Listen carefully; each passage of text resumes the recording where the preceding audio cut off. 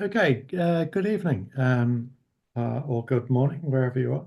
Um, I um, I was part of a group of people who purchased a solar farm north of Stratford Upon Avon, which we called Heart of England Community Energy, and it was a community interest company, and that meant that as a community interest company, it wasn't a company that we could actually sell. Um, so we actually purchased it for about 31 million New Zealand dollars. And what happens with a community interest company in the UK is that it's a legal entity that you can't sell apart from selling it to another community interest company. So it wasn't an asset that we could just turn around, make some money on, and just fly away with the profits. Um, and in fact, we decided as a board at the time not to take any salary because we were intending to put the money into local charities in Stratford upon Avon, which is exactly what's happened. And the site was originally built in about 2016 by a company which I've got here somewhere. Um, uh, by a company built it who spent their life building solar farms, and it'll come to me in a moment. But basically, um, in the first instance, we were actually responding to a company which was called Mongoose Energy at that time, who owned a number of solar farms and a number of community interest ones within the UK. Um, their chairman was a guy called Ed Davey, who's the leader of the Liberal Democratic Party. And he was there really as sort of a figurehead. The business was run quite well, but below him. But he was there for any particular occasions when he was needed. Um, what actually happened during the process of us taking over, everything was okay. The finance was okay. We needed to refinance the company because when you first buy it, the bank isn't that keen to give you 25 years finance. And when we when we actually took it on, we knew we were going to have all the contracts were in place for 25 years. So we knew we were going to have a return for a 25-year period. That was okay, but we didn't have funding for that period.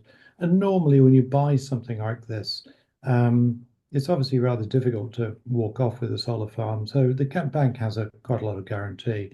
They also probably checked us all out to make sure that we were appropriate people to be involved in this type of business. But basically, we got to a position where with Mongoose is that they owned a number of different businesses, but they were having a problem running their business for a time, and they just weren't getting the returns that they needed to. And we never really particularly understood it. We didn't particularly go into it either because it wasn't our concern because we knew that being directors of the business, it would survive anyway. It was going to be independently financed when the finance was due for renewal. So we weren't particularly concerned.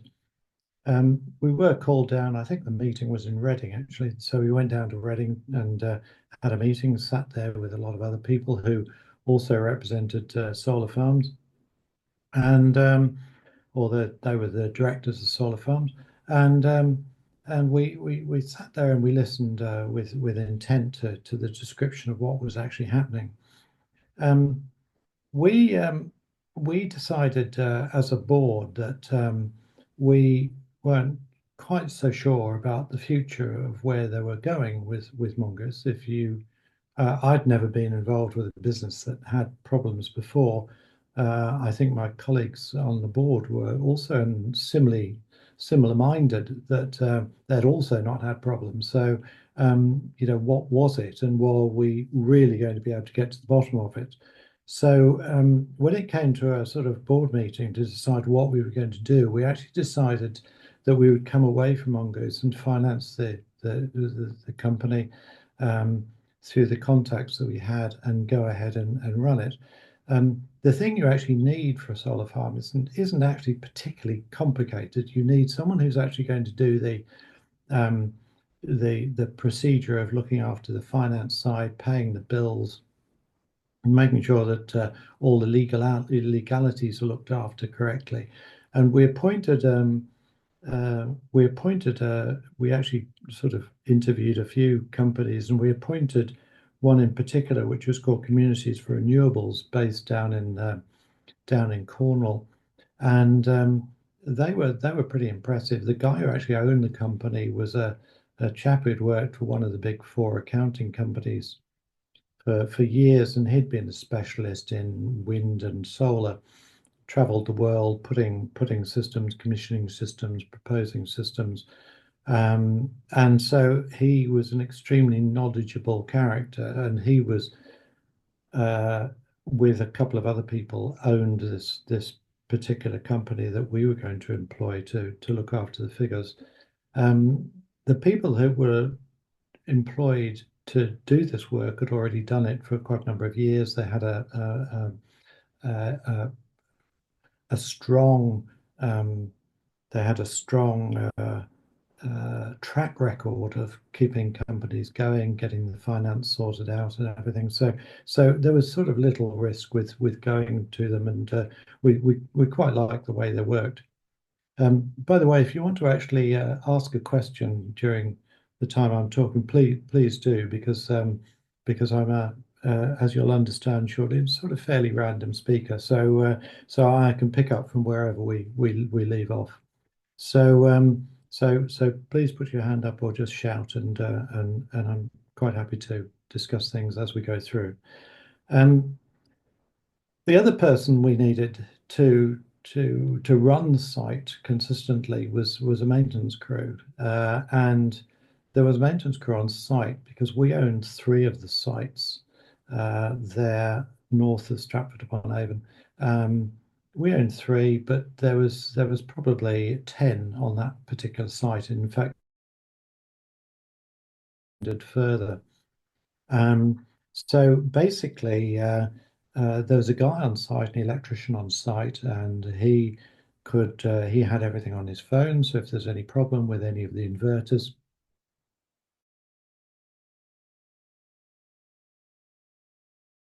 and then we had quite a number of inverters going to a transformer, which was 5 meg.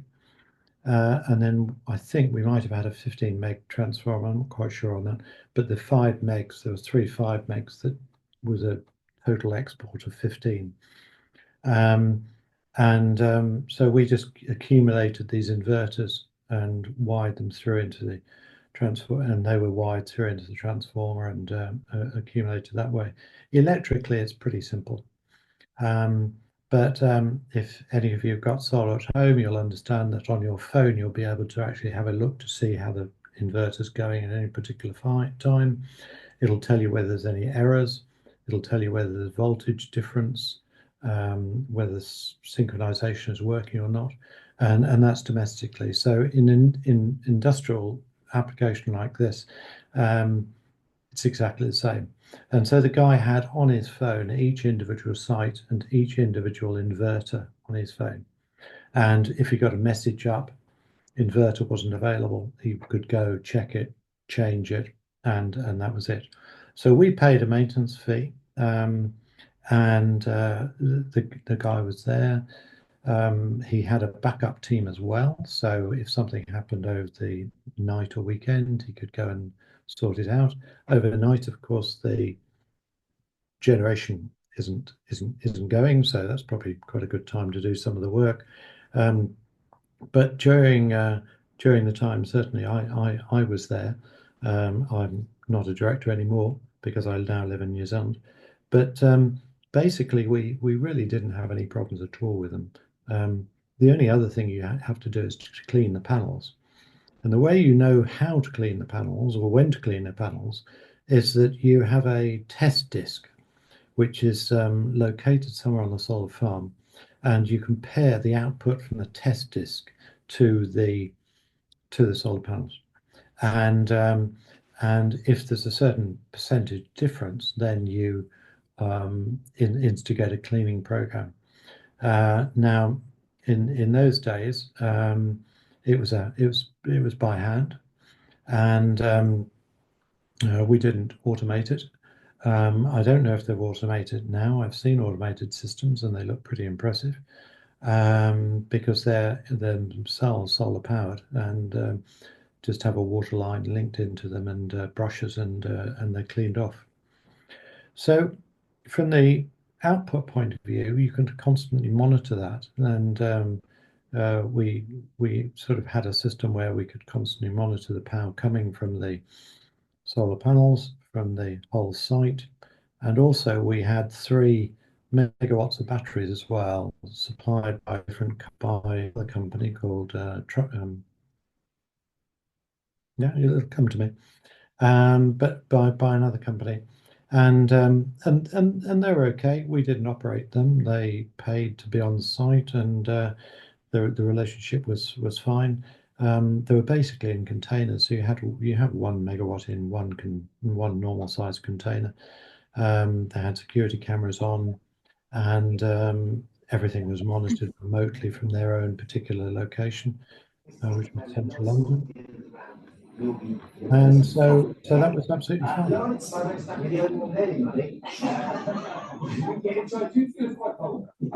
Okay. Thank you.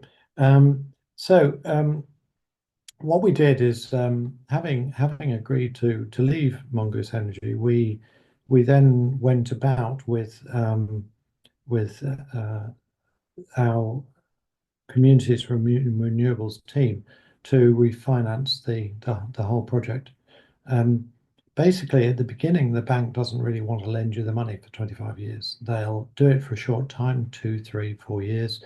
But it gives them an opt-out that if you're not behaving correctly as directors, or you're not getting the output you said you would get, and then basically it gives them a chance to come away from you. And then when you renegotiate the deal, you generally renegotiate the deal till the end of the contract. That was our experience. Now, we actually went to Tridos, TRIDOS, Dutch bank, which was based in Bristol, or our branch was, and they were very good. And we got about 31 million New Zealand dollars, paid 4.25% interest. We were the arrangement fee for the bank was 600,000 NZ dollars, and we generated about 15 gigawatt hours per annum from our site. It supplied roughly 5,000 homes. We had an interesting board. We had a good combination of a couple of mates of mine who were Green Party members. They were also on the board and have been very helpful and constructive to the board since. We had a lady who was good. She was on the local council. She's now the council leader in Stratford, and she's quite a good contributor to the management of the thing. We'd have board meetings every month or so, and there was we monitored performance of the maintenance team. We monitored performance of the financial business communities for renewables, and basically we didn't really have great responsibilities. Everything was being done for us, so it was a fairly easy thing. My experience was in the energy efficiency field for pretty much all my life in the UK. So I believe there's a system there where I did a lot of work for government as well. They have a monitoring system to monitor what projects one's involved in, how well you do at each level. So there was a lot of records on me as to how I performed. I don't know whether the same happens in New Zealand, but certainly that seemed to happen very consistently in the UK. It was fairly clear that we had a great project, um, and initially when the funding came through and we put in place, we were making probably 40,000 UK pounds per year. That was a bit tight. However, since then the energy prices have gone up, and this year we're expected to make 2 million. Sorry, I'll go back to New Zealand dollars now. We're expected to make 2 million New Zealand dollars, um, and I think next year I think we're expected to make 8 million New Zealand dollars. Um, we the directors have put in place a system of giving that out to local charities, um, through through someone who already operates in the area, giving money out to charities coming from the council. So that system seems to work quite satisfactorily, and also they're sort of experimenting on the idea of soft loans for people to put in their own solar panels as well. So, so that's sort of new development, and we'll have to see over the next few years as to how that actually works out. Because UK prices are so high for energy now, you're one of the highest in the world for industrial energy, then the chance of making significant sums of money are quite high. Um, as we go through the 25 years, we gradually make more and more money because as we pay off, the same as your mortgage and your house, as you pay off the mortgage, then there's less to pay off, and basically the returns are going to be even greater. So hopefully there'll be a reduction in supply prices in the UK in the next year or two, just for your sake. But basically, we are, we are where we are. So putting in new systems at the moment would be particularly beneficial. It is certainly in New Zealand, although the prices for electricity are probably half what they are in the UK, if not less than half the UK prices. But the idea of putting in a solar farm and getting a good payback is a pretty attractive proposition. The New Zealand situation is that in winter it rains, so we use hydro, and in summer there's less rain, so solar can counteract some of the shortages of water that we have during the summer months, and particularly good investment. We at the site at Stratford actually had we didn't have sheep on the site. We could have. We chose to have wildflowers. I didn't, but my uh, other directors did, and so we had those, and that was collected a few times a year, and probably fed to animals, I suspect. I forget that detail.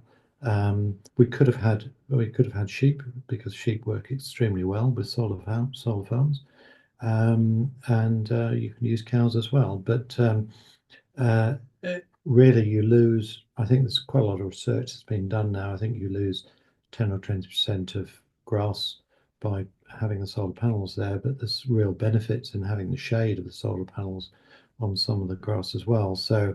Um, so there's a real good payback. Um, the system is working uh, pretty trouble free. Now, a few years later, since I left, there's no particular issues on a weekly or monthly basis. Um, I would have preferred that we put some of the money, um, just a personal situation. I would have preferred we put some of the money on other developments and put other developments together. Um, but that wasn't the wish of the board, and so what has happened is we'll continue to give significant sums to local charities that certainly do need it, and there's quite a demand in the area for charity money. So by giving this out, we'll be helping a lot of people for, well, certainly the next 20 years anyway. So that's good. Any questions at all, or I could talk further, or Hundreds of questions. Oh, brilliant. Yeah, It's not a one. start on one. Who put up the collateral for the loans? Um, a bank. A bank, but I don't remember offhand which bank it was. I don't think it was Tridos. I think it was someone else. Right. Uh, So there was no requirement for the community to actually, underwrite the loans in any way with assets no, within the community or anything of that nature. no, there wasn't. Okay. Just remember that it was developed under another company called Mongoose Energy, who had a number of different sites at the time. So it's a different funding format than it would have been if we had done it as a community interest company from word go. Yeah, So yeah, we yeah. bought So an operational site. and was it developed in that initial phase with a view to handing it over to the community interest company, or Yes, was it? yes, Yes. it was. Okay. So Yes, that right. was the whole So intent all along. yeah, yeah, yeah, yeah, yeah. And you, sorry, I may have missed this. So Mongoose Energy was an organization, sorry, was a limited company that was also created by yourselves in the process, or No, it was created. It was created by a group of people who wanted to run basically solar farms. They, as far as I know, they didn't have any wind. They wanted to run solar farms and put them all into community interest companies. wow, okay, interesting. Yeah, I'll yeah, have to look them up. yeah. Okay. They're not in existence any longer, but you might be able to follow something through on Mongoose and what they're now called, but I can't remember what they're now called. Yeah, yeah, yeah. Okay. And in terms of the community interest company itself, do you know if there is an analogy to that in New Zealand, in terms of the Yes. legal structure? Yeah, I spoke to a lawyer a few weeks ago, and she confirmed to me that there is a structure in New Zealand that's similar to community interest company. Yes, yeah, I don't know what it's called. I'm sorry. Okay. If you Kath's got the drop if you question, so drop I'll me an stop asking. email, if you drop me an email, I'll ask her what it's called. Come back to you. Yeah, I certainly will. Thank you. Kath, sorry. No, not at all. Thank you. Very interesting. It sounds almost too good to be true. It sounds so straightforward, and you've got the infrastructure of other companies to set up all those different systems that you need to keep going and the accounting and stuff. What happened in relation to planning issues? And I didn't quite understand. You referred to there being a number of other solar system or solar panel systems on the same site. How Yeah, did that interact? But yeah, yeah. how did planning stuff go? Uh, didn't seem to be a problem at all. That was obviously before we were involved, but it it wasn't a problem because I think the land was committed to this fairly early on. It was actually owned by a farmer who owned, I think, a couple of the solar farms, um, and basically let the rest go. And basically, what happened was all these were built out by a company. I wish I could find it here because I had a note of it before. Um, uh, yeah, it was built out by a company that can't quite understand why I haven't got it. Um, it was built out by a company that built solar farms. So they obviously bought some of the land and built solar farms on it. And in fact, we the original site was built by this company. And sorry, I'll forget that for now because it's sort of distracting me. Um, Solar farm company, they built solar farms. So they bought a number of the sites and built solar farms out on them and then sold a number of them. And there were three that were sold effectively to us or our predecessor that then we took over. And that's been extended since. There's been another few solar farms put there. So there's obviously the grid connection point is enough, and to put more solar farms and to get it to work quite happily. Perhaps it was because there was a big grid connection point that was available. Perhaps that made it economic to do, because grid connection points that can be extremely expensive to install. Thanks for that. Yeah. Yeah, that's an interesting question about the grid connection points. I mean, a place that I think is a particular sweet spot for this is sort of mid-sized rural communities around New Zealand, where the cost of maintaining lines out to effectively the periphery of the network is going to become unaffordable over time, possibly in the not too distant future, what I read of things. But it seems like that issue of grid connection and sizing the system to meet effectively the peak demand for the settlement, knowing that in the winter you only get 10% of that, and so you need to maintain the grid connection for for backup, which is fine when you've initially got it, but then also thinking into the future and about the possibility of it having to run in an islanded sort of setup. Did you go to that level of sort of thinking about engineering resilience into the system to? I mean, the primary motivation for that in New Zealand is around natural hazard risk management, whereby your grid is vulnerable to a variety of different natural hazards, which may take it out. And experience, certainly from the North Island, from the recent cyclone, seemed to be that there had actually been quite a significant benefit to those communities that had some level of solar PV in the local grid, and keeping a proportion of that grid up and running, in an islanded fashion. Was there any of that sort of thinking in your model?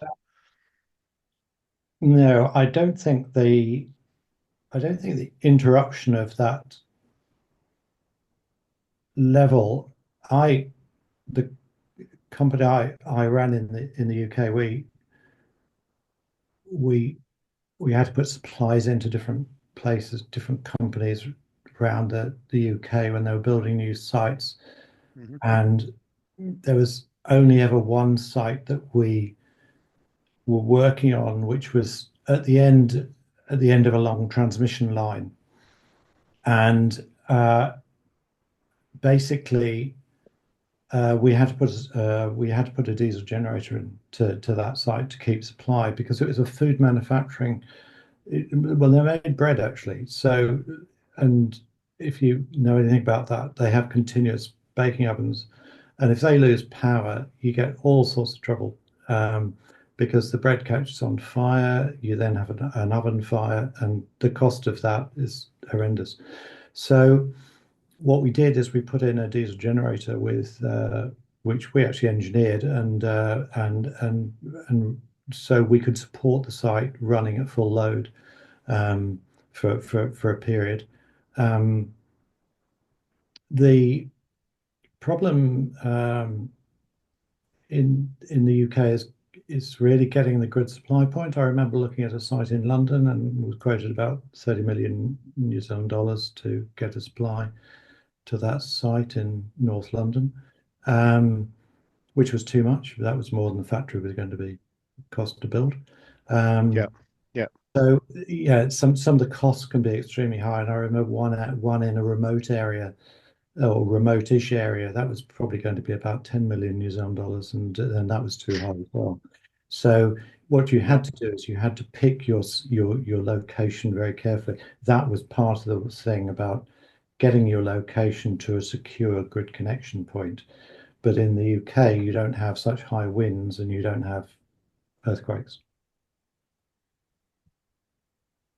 Thank you. Yeah, that's really interesting. Okay, Stuart, perhaps you can continue your presentation, and then we have another question answer session after that. Okay. Godfrey had a question. Go on, Godfrey. Oh, well, look, it's probably one that you might not be able to answer. I don't know. I was curious to see that the annual report, most recent annual report, says they paid 300,000 pounds in income tax, which I thought this would be a charitable thing without sorry, 200,000 pounds without any tax. So I'm quite curious that do you know whether you from the beginning you had to pay tax? Because it's a community interest company, it doesn't mean that you're immune from tax, so you still have to pay tax. So I didn't realize that figure. I haven't looked at the latest figures, to be honest. I'm not Yeah. surprised because I mean the profit we're making is pretty high. Yes, no, you made a good profit, Yeah, which is great, which is absolutely brilliant. but it's all going to the community. There's no private owner. So that's what I No, can't no, understand. absolutely. In New Zealand here we have the consumer trusts. Okay, Yeah. so I was going to uh, put my hand up to say yes, we have the thing called electricity consumer trusts, which are community owned, and Mm. they own and there's about a half of them are community trusts, the rest are commercially owned, and of course they don't have to pay tax as long as the money is being used back to profit. Mm. Yeah. So Yeah. it's quite interesting. But what it signaled to me is that if that's the case in Britain, it probably would be a better business case here in New Zealand. If I mean, a tax rate of 20 or 30% is a huge amount of money to add on to the benefit of a company to make it profitable. Absolutely, yeah, yeah, it is. No, perhaps the UK is just more highly taxed than I think it probably is. It's probably more highly taxed than Yeah. the tax here. So that's probably why the system operates that way. Huh. But no, the advice we had was extremely sound. That would certainly be if that's showing in the figures, that would be correct because we Yes. had Yes. we had the correct advisors. Yeah, absolutely. Yeah. Anyway, I found the company that built the solar farm. It's called Anesco, Anesco, and yeah, they built a number of other ones on that site as well. So the whole um, and Anesco did all the maintenance for everybody's site. So we had a guy who looked after everybody's site, and it was maintained to the sort of satisfactory arrangements for everybody. So we never had any complaints on that at all. That anything that wasn't working was actually fixed fairly quickly, and there was lots of equipment hanging around that could be installed if inverter failed or some solar panels failed or there was some other issue in the installation. And one of the great things about the solar farm, of course, is it's so maintenance free. It's a tremendously easy system to operate. You obviously need the supply capacity. You need the supply capacity for the maximum sunny day capacity. And one of the things that we found was that we weren't actually meeting, although we had a 5 megawatt capacity on each site, we actually weren't meeting that. And one of the things that I thought about was certainly putting in more panels. In fact, they might have actually done that now, to put in more panels to ensure the capacity is there. You can also turn capacity off if you overrate it. So within the facilities in the inverters, you can actually turn them off such that if the site capacity was exceeded, say you had a 5 megawatt supply capacity on the site and it was exceeded, you could actually take some inverters out, which meant that you would have on the slightly less sunny day, you could have more output of kilowatt hours coming through the system. Now, there's some sort of optimization there, which I'm sure mathematically one could come to a nice little calculation on that and work out what's actually the most beneficial thing. What I also said was we had 3 megawatts of batteries as well. Now, they were separately operated. Um, so we didn't really have anything to do with those, but they didn't interfere either with the supply capacity of the site. So if we had it was only 3 megs to 15 of solar. So I think if we were doing the same again today, we would have more storage than we had, not more storage, but we'd have more storage in relationship to the amount of energy we came in with solar panels. So Sorry, so you're saying 3 megawatts of batteries, 3 megawatt hours, or 3 megawatt hours, yeah.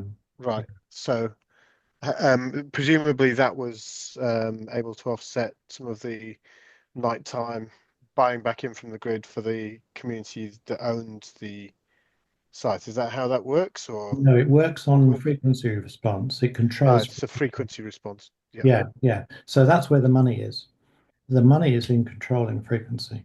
So if you can help the grid be more stable, then you can charge quite a lot for that. And I think that's Yeah. that's I think quite a profitable thing. that's the model for some of the big batteries in Australia and Yeah, it is. potentially It New is. Zealand as well. They'll be all the same. They'll be absolutely all the same. It's the same economics, I think, everywhere, because I think the rules are fairly similar between those countries anyway. So it's a fairly easy thing to work out. And you get a, if you say you had Tesla batteries, they could supply that service to you straight away. We went to a company called Zenobi, and who are also in New Zealand, and Zenobi did all that.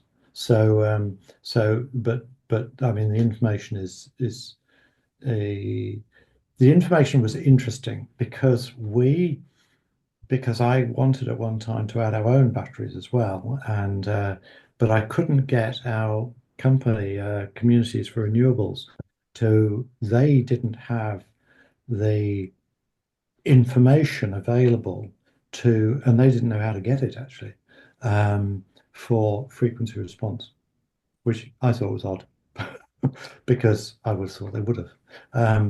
I never did frequency response. In the large industries I worked for, I did load lopping, which was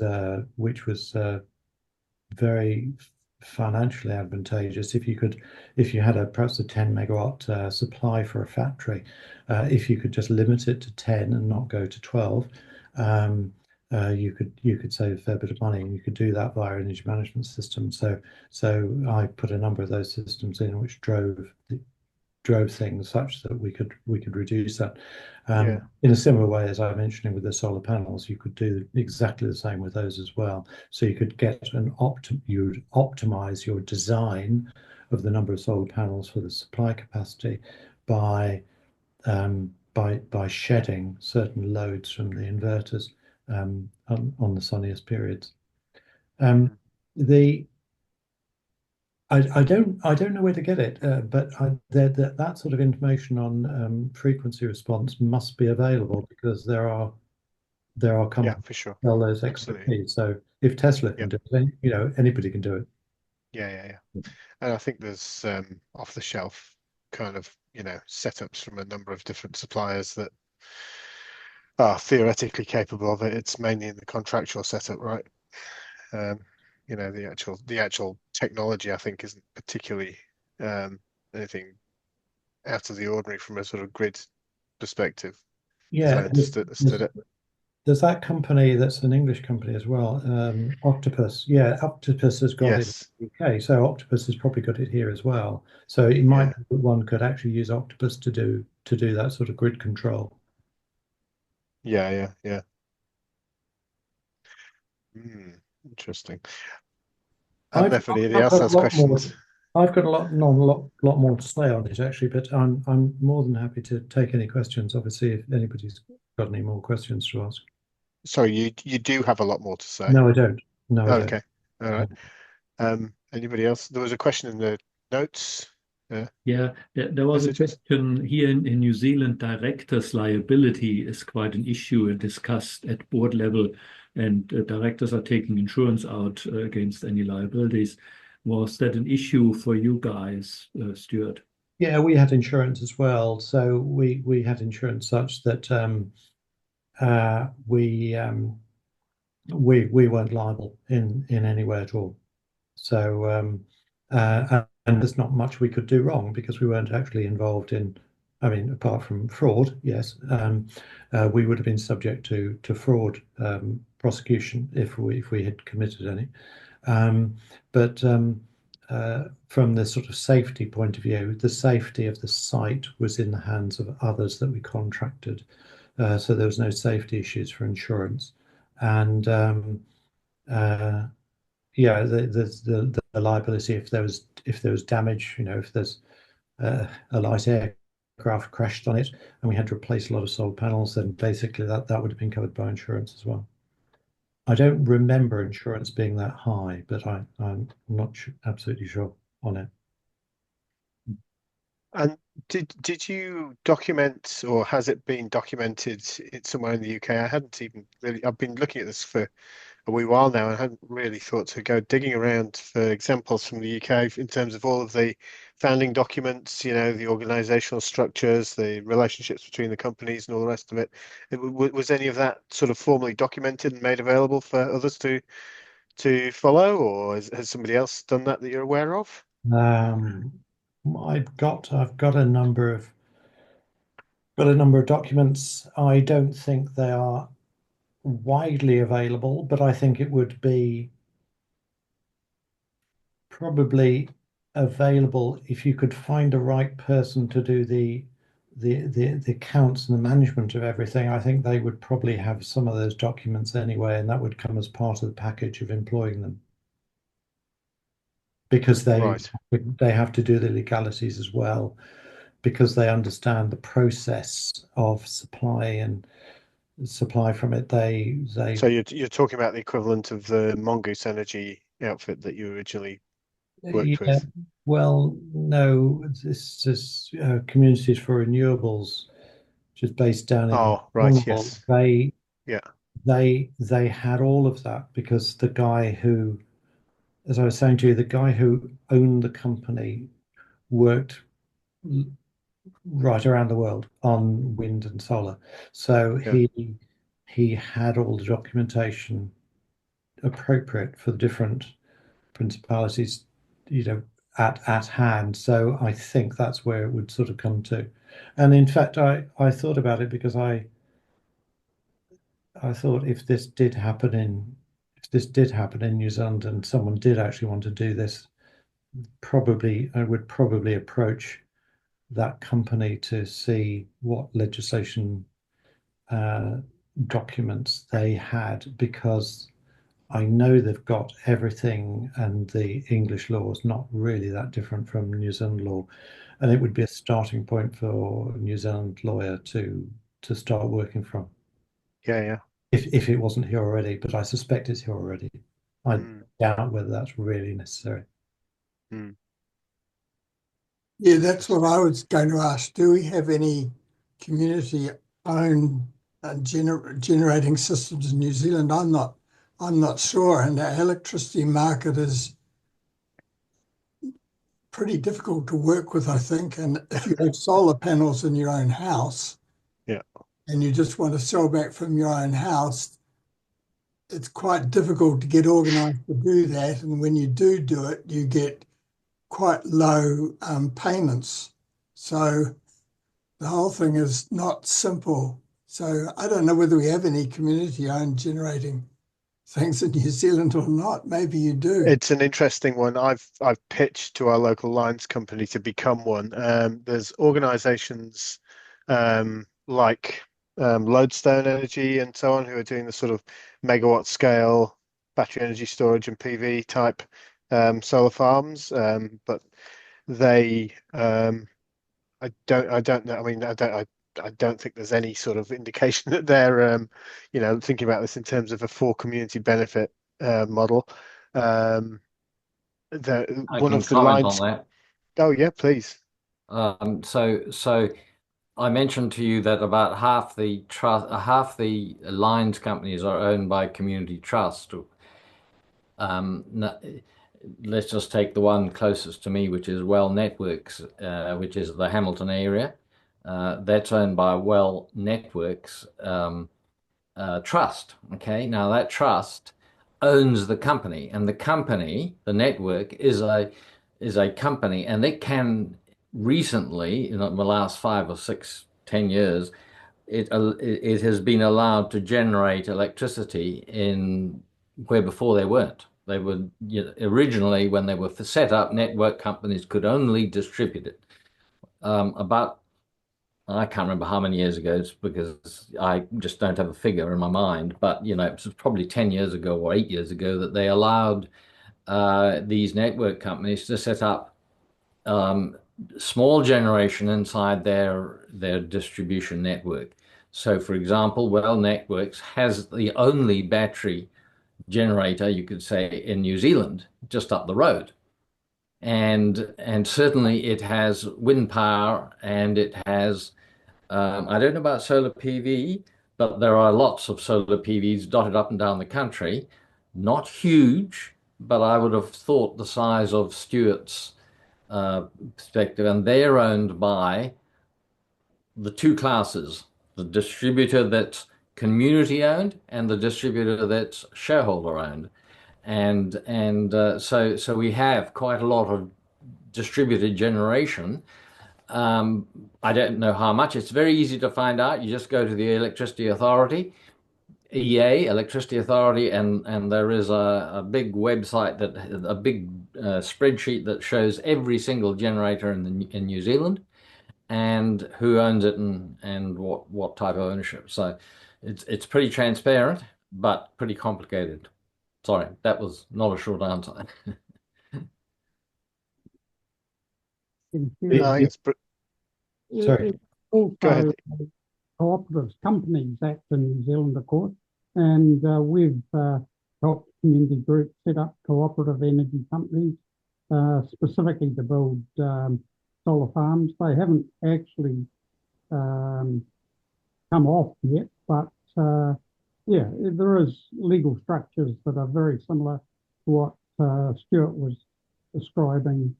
The cooperative company has to be, you can't make a profit for individual members, etc. Like an incorporated society, effectively. Yeah, Yeah, the other thing which is sort of quite important is that it's how we actually sold our energy is quite important as well, in that having produced all this stuff.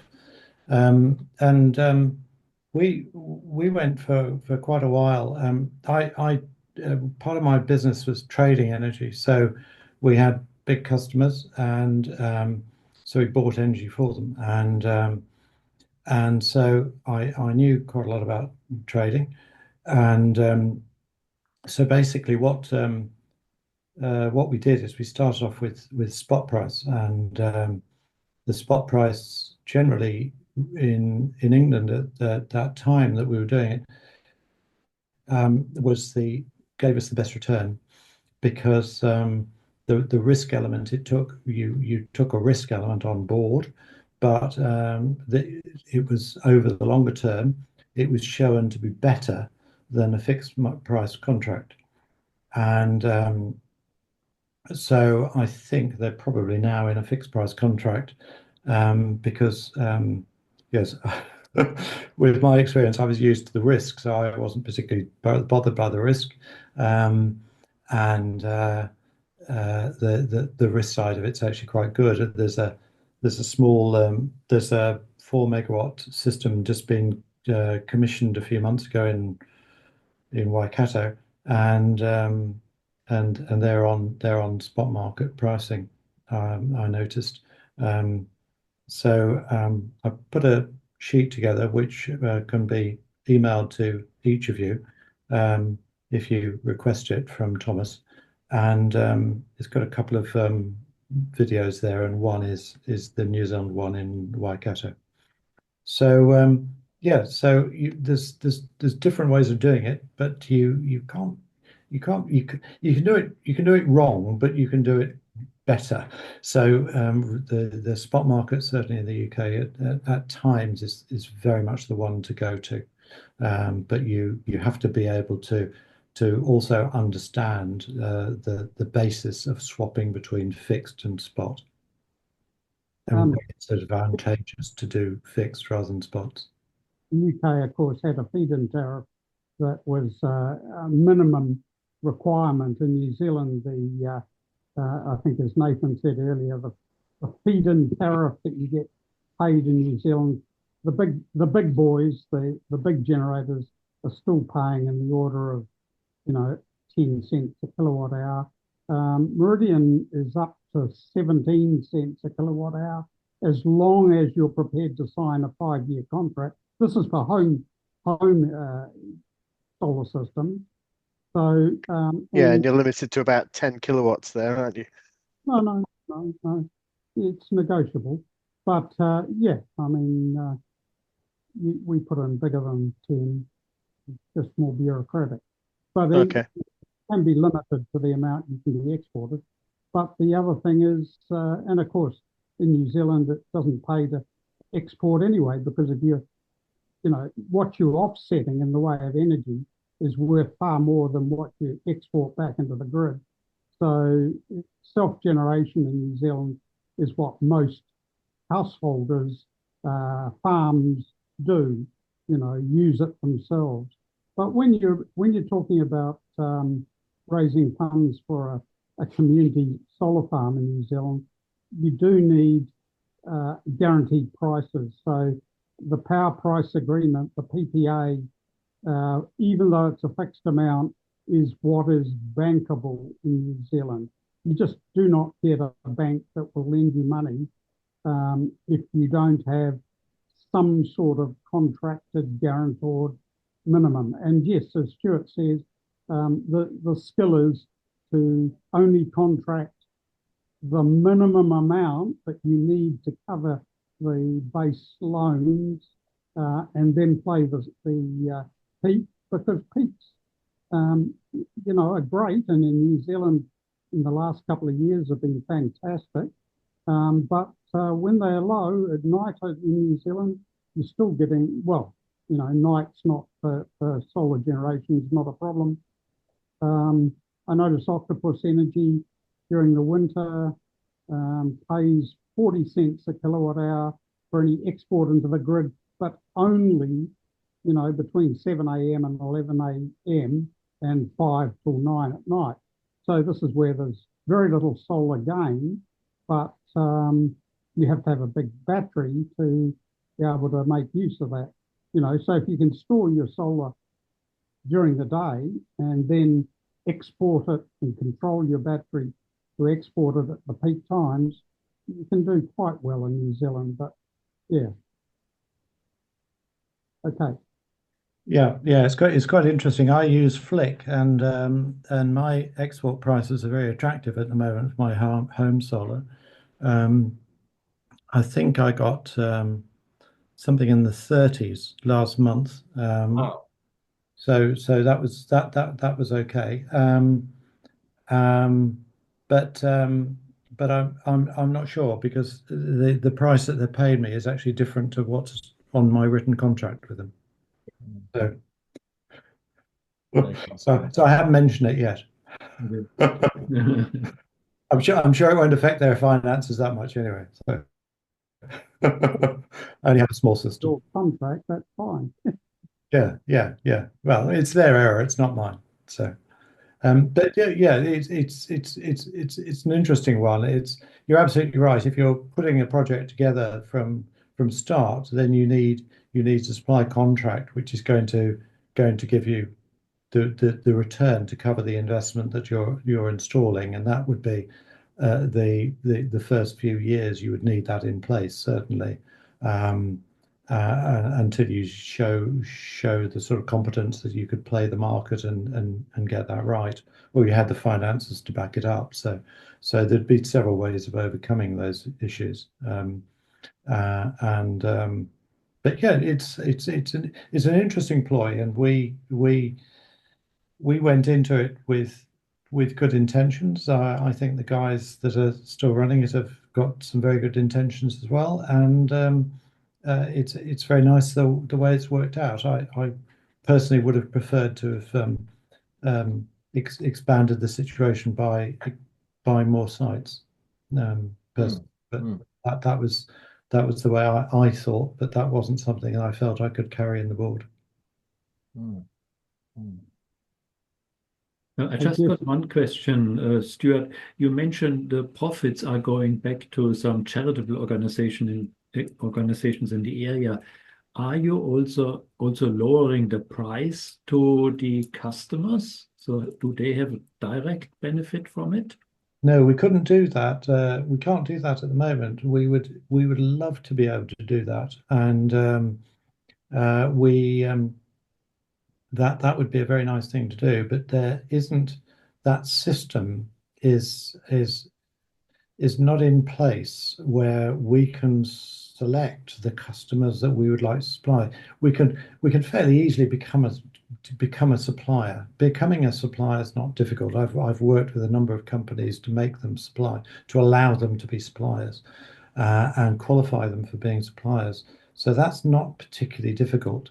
The difficulty is getting the systems up and running that are approved to manage the supply to these different people, and that tends to be too complex and expensive for supplying a few hundred people. I've been thinking about that in terms of is there a possibility of having the consumers as non-executive shareholders of some sort, and actually have the price mechanism actually as dividends back to them? I don't know how that works from a tax point of view, whether that's actually an overall benefit. But I mean, there's ways to do it that isn't just lower prices, right? Yeah. You can do this via the cooperative. It's like any co-op. Yeah, a cooperative, right? Yeah. Can provide a benefit back to the members of the co-op. Yeah. The basis that we would be using. Yeah, there are some businesses like that running like that in the UK now, and that's an interesting model. But I think with a small number of customers,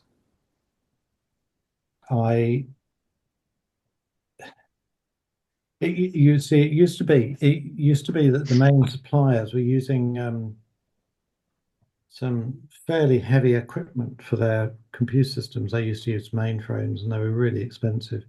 And then Octopus came along with a much more flexible system, and they're able to do so much more now. It's just incredible. I'm so impressed by the guy who runs it, that how creative they've been in terms of coming up with different ways of getting the benefit back to the customer.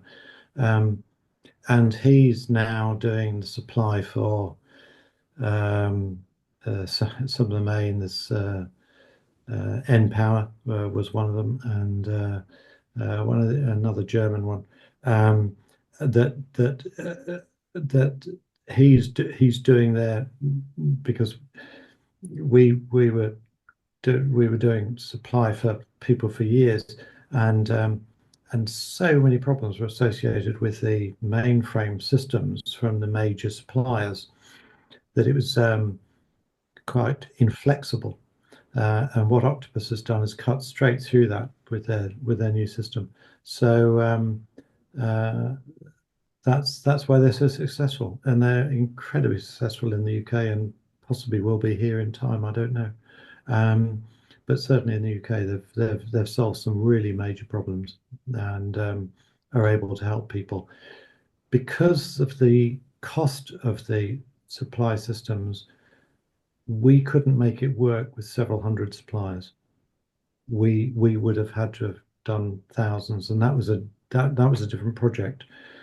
And out of those two options, of that option versus going to the trouble of buying another solar farm, personally, I would have bought another solar farm, because I then could have created more benefit for the people that I felt probably needed it the most.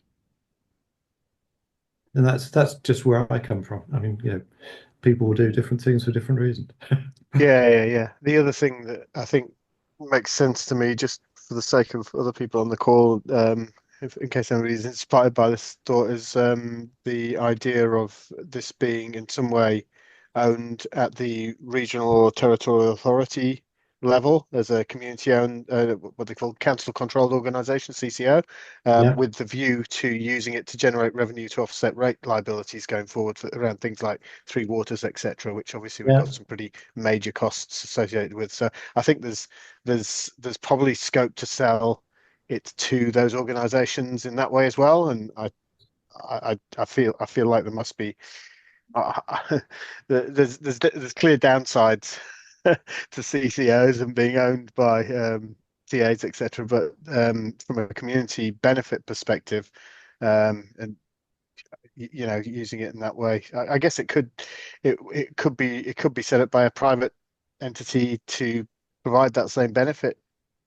I don't know. I mean, what's the legality of making that charitable donation to the TA or to the as a sort of community bulk rates contribution type thing. I mean, that was the point that Mike Casey makes in some of his presentations about the amount of money that we're sending offshore to, in the money we pay to the gentailers and also to the fossil fuel companies, right? So, I mean, circularity, moving that money back around in the local area does seem to be a really I can't agree with you more. Massive opportunity. Yeah. It's absolutely. We need to keep it onshore, and we need to keep it local. And there's no reason why you couldn't have a solar farm in a village somewhere. A town, small town, just outside the small town, supplying that small town, dropping all the distribution charges, or most of the distribution charges, and just supplying into that small town. And I think that would be a brilliant idea. I think that's where we need to get to. I really don't. I've worked I worked with the main suppliers for years, and I can't see what they're adding. I like the idea of small distributed systems, and I think small is beautiful. Small is absolutely gorgeous. It's you do it for the community, on behalf of the community, and for their benefit, not the benefit of some complex third party. And you say there's far too much money seemingly going offshore. Yes, it's absolutely should be done, and the systems change so that you can take a farmer's land who's got sheep on there, keep the sheep, but put the solar farms on and supply it into that town, and get everybody getting the benefit from that town. And I think that sort of system is exactly what should be done in many locations around this country. Yeah. Very interesting. I shall add that question to Crystal, who's coming to talk to us next May about local government, and they are being squeezed. The big problem with local government is they're being asked to do more with and they can't raise taxes. They only got rates, okay, and so rates has to solve everything. And what you just suggested, Nathan, is a very interesting concept, and I'll put it to her, and she might be able to talk to it if she's prepared, because that's a very unusual idea in local government politics. No one's talking, as far as I'm aware, no one's talking about what Stuart's done. I am. Yes, I'm trying to exactly. socialize the idea. It just makes complete sense to me. I tried to sell it to PowerNet last year, the alliance company down here in Southland, but they don't seem to be conceptually able to get their heads around it. But anyway. So where are you based, Nathan? Invercargill. Wow. Okay. Right down there. All right. Well, presumably we've got your email address or something, because I'll drop it in the chat, Godfrey. Thank you. Yeah, because next webinar will be the discussion of local government, and they're having a hell of a problem. They really do, and they really do. They really do. And so this is a very interesting idea, which maybe ESR might get behind. Who knows? I mean, this is we have to think about it a lot more than we are. But it's a very interesting one. Yeah, it's local systems are by far the best, and Yeah. what we've seen in well, pretty much all the countries I've ever been in, to actually they all rely on electricity from the JP Morgan days when they were funding the electrification of the world. Um, Basically, the the whole thing has become sort of very centralized, whereas there's no need to have it centralized. Exactly. You can have Exactly. it so localized, and there really is no problem because you can do it. Yeah, you can do it so easily. But Yeah. the grid was a one-way system. The Yeah. grid was the large generator going down to the home. Yeah. But in fact, what we need is exact opposite. Opposite. We need the home going back up with some feed coming down. So And now we've got all the technology we need to do that. oh, totally. The electrical work needs to Yeah. be done, but we've known how to do that for many, many years. Yes, exactly. Exactly. So it is more political and organizational and Well, once the bureaucrats get hold of things, of course, they want to keep it to themselves, but this happens in all sorts of fields, absolutely. Yeah, bureaucrats everywhere. Absolutely. thinking around this conversation tonight, I do feel like actually the right way to do is more like what you did in the UK, Stuart. Actually set something up, and then that charitable donations piece becomes a contribution to, local government, Three Waters, or something of that nature. It helps build that sort of social license around the the wind. Excuse me. The installations and so on as well. So it's a really interesting concept. Yeah. Nathan, Kev put something in the chat that there is some organization in Dunedin.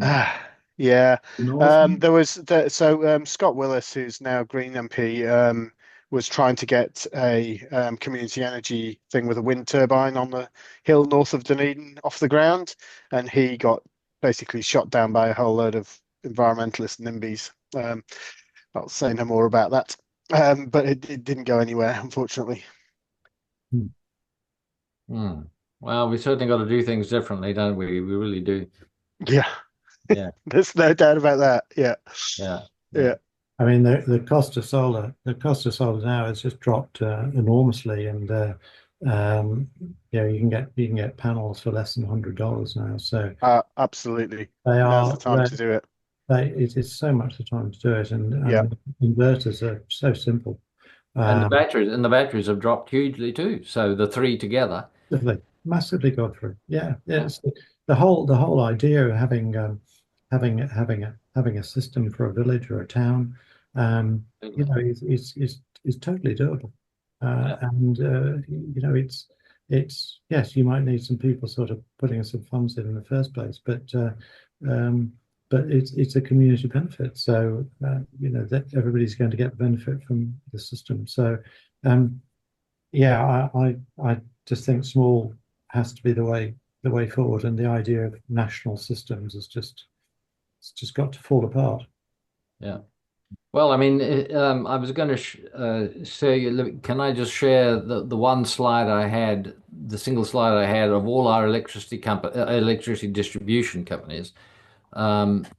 Oops, where? If it adds any value to the conversation, then yes, please do so.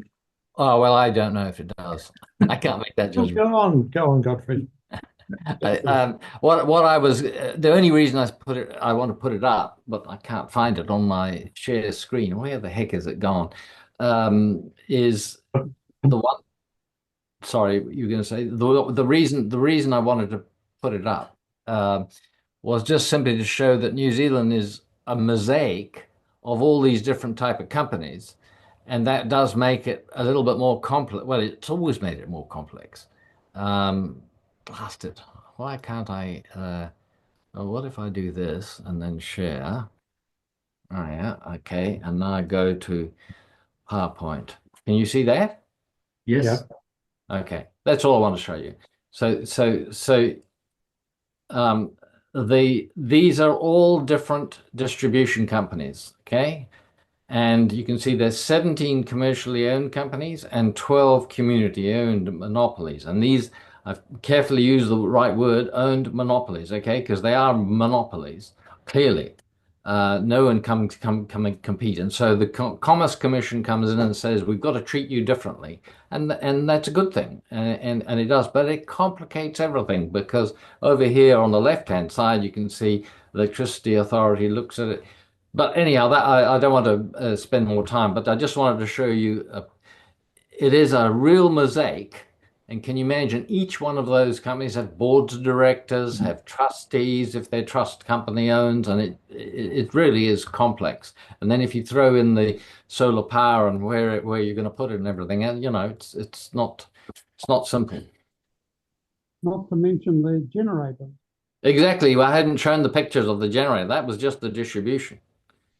And there's another picture of all the generators in the country, and it's just it's extraordinary. Well, I mean, every country in the world is the same, but New Zealand is we just go along with it, and everything works until suddenly the price trebles. Then we suddenly notice something's got to be done. Which we're right on the cusp of. Exactly. Yeah, and so I think it's a great topic for ESR to try and work through, but it's not simple. No, it's very complex. There's another community interest company that's based in Oxford, and they only do projects in Oxfordshire. And we were in where we were was Warwickshire, which is next door. And but they're very smart. We had the biggest when we took over this site. We had the biggest in the country of its type in the UK. However, they've now got sites that are probably 10 times the site size that we've got, and they were funded by government. They got about $80 million to look into ways of working between the different companies, the suppliers, the grid operators in that particular area, and the equipment manufacturers and others. And so there's a very large project done in Oxford because the university's there. There's plenty of people to input it, plenty of brain power. So I don't know whether they've really found a solution for it. To me, it was always the wrong setup because you're involving the people who were involved in losing their businesses, were involved in trying to create a new model that would make them out of business. And yeah, putting the fox in charge of the hen house, right? Yeah. Crazy idea. It doesn't work. So, but it was funded. It was made a big thing of. But certainly some very good things have come out of it. They put out some helical screws on the three helical screws on the Thames River, and that was a brilliant installation. I'm not sure they're getting the money back on that particular one because it was next to it was next to a weir, which was particularly attractive looking weir, and this company didn't have control of the weir, so you had your environment agency in control of the weir, and this company is trying to make money out of taking the energy from the water right next door. So it was there was sort of real conflicts of interest that was set up. As a principle, though, if you can allow the creative companies to come through and take over supply areas, then it can work. I was involved in a project. We were building a football stadium, actually, but not just a football stadium. It was to do with a shopping centre as well. So it was like a bit of a tea wrapper, probably bigger than that, with a football stadium in the centre. And So I suggested that we installed our own grid there, and this sort of went through, and it didn't proceed in the end because of the because it wasn't it was too early. But there was also a big rubbish tip. We were going to put some cat generators on, so that we could take out the methane from the tip, and this was a big tip, and then we were going to generate our own electricity for the football stadium and the shopping centre as well. Didn't go ahead, but there are similar schemes within the UK that have gone ahead, where people have put in their own distribution systems, and I think that's certainly a very good way forward for all sorts of reasons. There are lots of them around, even in New Zealand. Yeah. Oh, New Zealand should be there. We should be there because some of the distances are so great. It would actually probably work better to not have central, to just have a central sort of backup system, but supply power more locally. You're eating my lunch, says someone. Yeah. And I'm by. I mean, the big challenge to that is the amount of hydro that we send north, right? From the South Island. I think that's, yeah. Okay. We're gonna whole new topic area. Thanks, Stuart. Thanks for Okay. organising to be your part. Yeah, thank you, Stuart, for your very entertaining presentation. For a change, we have not been killed by PowerPoint by you. No, we kept away from that one. Yes, very well done. You did a really professional talk, and you also answered our questions very well, so that we could learn from those replies that you had to the many questions that the audience had. So Great. thank you very much for your effort in preparing that and giving the talk. Delighted to, Thomas. Thank you.